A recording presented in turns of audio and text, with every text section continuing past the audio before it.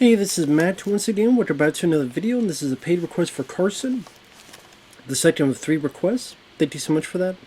For those interested in requesting any type of videos, random thoughts, streams, commentaries, video game playthroughs, reviews, re-reviews, whatever the case may be, feel free. PayPal, CashApp, those are the best ways to do it. Links are down below in the info box, and I will get to as soon as I possibly can. And for those who sent them, thank you. I do appreciate it. Now, this is for the 2012 film Lincoln, which was directed by Steven Spielberg. It's one of those films that I always forget Spielberg did. Because when it came out, it did well, considering its budget. It was nominated for a lot of Oscars, and Daniel Day-Lewis won for Best Actor. But you just never really, at least for me, I never heard people talk about this film. Never heard people mention or reference this film. And I forgot it came all the way back in 2012. Because 2012's, that's, Jesus, 13 years ago. That's crazy. Now, as I said, Daniel Day-Lewis is the star as Lincoln.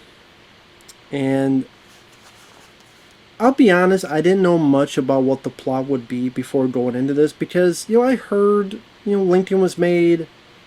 I just wasn't interested. Just the story, the plot, politics. I just didn't care. It just wasn't, not the kind of movie I drive myself towards to watching on my own. Just not my cup of tea. But as I started to watch this, I'm thinking, okay, it's going to be about his life. It's going to be like a historical biography. No, it just talks about one year, 1865, which is a very important year. Because that's during the year the Civil War ended. The 13th Amendment to abolish slavery got put through. And eventually Lincoln was assassinated. So a lot of stuff went on through that time. And Daniel Day-Lewis, I do think, did a really, really good job as Lincoln. Looks like him too. Like the way the makeup, they really made him look like Lincoln. And the way he talks, he's a guy who loves to tell stories. At times, kind of soft, until those few moments where he finally unleashes a bit of rage against the political machine. And I can see why he won the Oscar. I thought he did a rather good job. Has a pretty good cast. Sally Field plays his wife. Joseph Gordon-Levitt plays his older son. Adam Driver's in the film. Tommy Lee Jones is in the film as a guy who is the kind of leader of the radical Republicans, where he's determined to have slavery done and gone. And to the 10th degree. Not just by the law, but like altogether done. Other people in the film, David Strathairn, he's been in quite a few films. He's there as kind of an advisory to the president. James Spader's in the film as a guy who Lincoln knows, and it's one of the group of people that tries to get Democrats and others to vote on their side of this amendment issue. So pretty much most of the film is this political kind of journey to get this amendment passed through. And so people are saying, well, why don't we wait on this? But if we don't do this now, it won't be as effective. And when, if the Civil War ends, some may go back and they'll still fight it and work around it to get people back into slavery. And it really hones in on the process of trying to get this passed.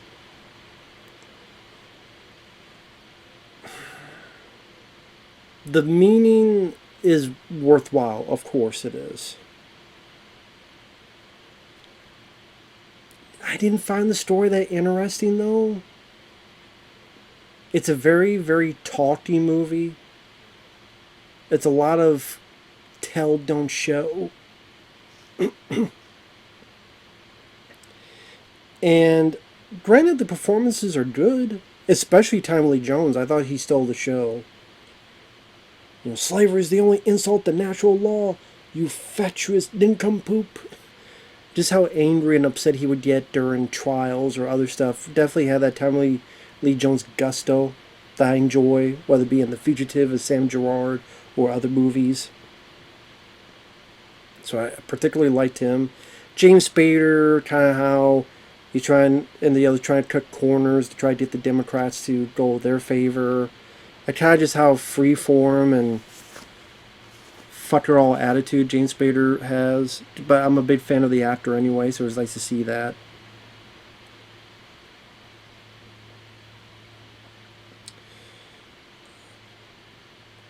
But yeah, it's a 2.5 hour movie about pretty much this issue alone. It doesn't go into a whole lot of personal issues for Lincoln in terms of like his family or his past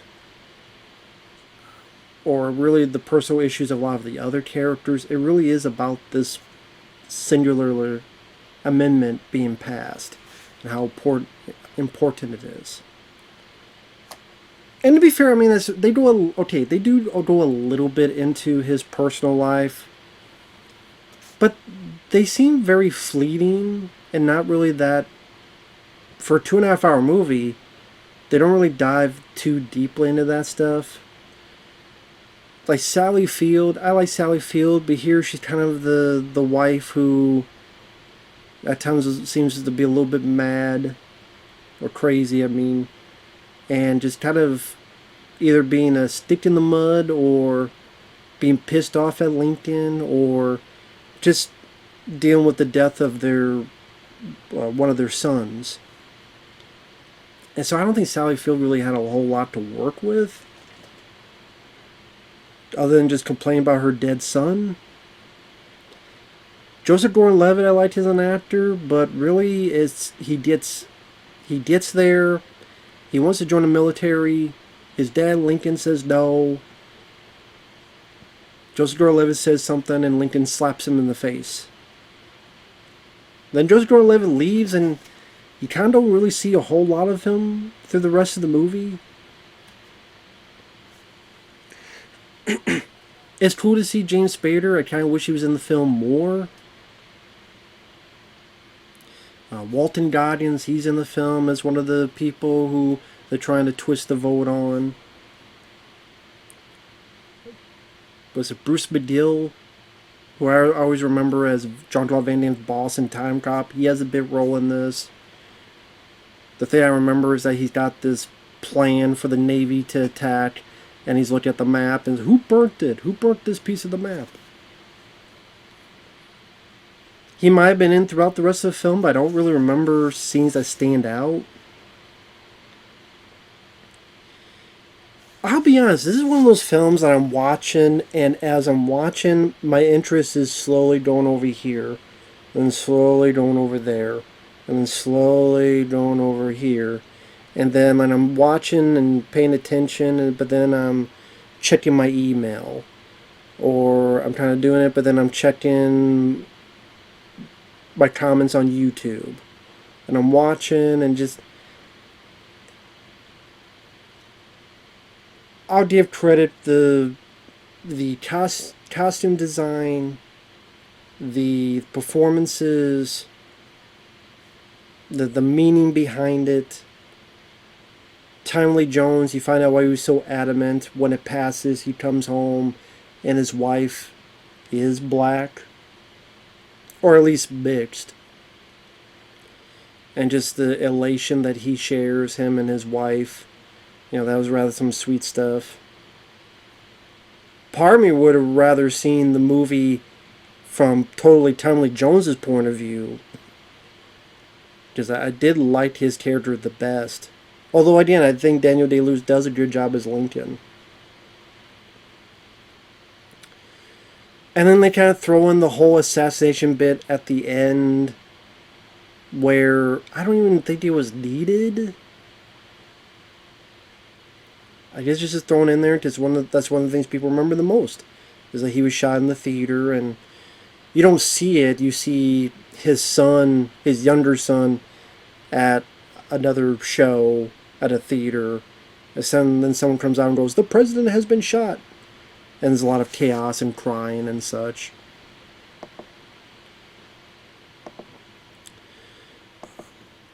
I mean, it does show Lincoln, the determination that he had, the not giving up despite the opposition. It's just all I just, watching how an amendment is passed, just isn't that exciting for me. For me, as a viewer. It's not a bad film. It's just not a film that I really got into. I don't think it needed to be 2.5 hours long. I would like to have seen more of his. I did. This is. It's called Lincoln, so you think it's going to be about his life, but it's just about that 1 year. And I did it. I do. I just. I'll be honest. For me personally, I found it boring. I did find it boring. I can already see the comments. Oh, I'm not saying it's a bad movie. I get why people praise it. I'm not going to call it overrated. I get why people praise it. It's just, it's not even just the subject matter. Just it is a very important thing to pass. Very prominent in history.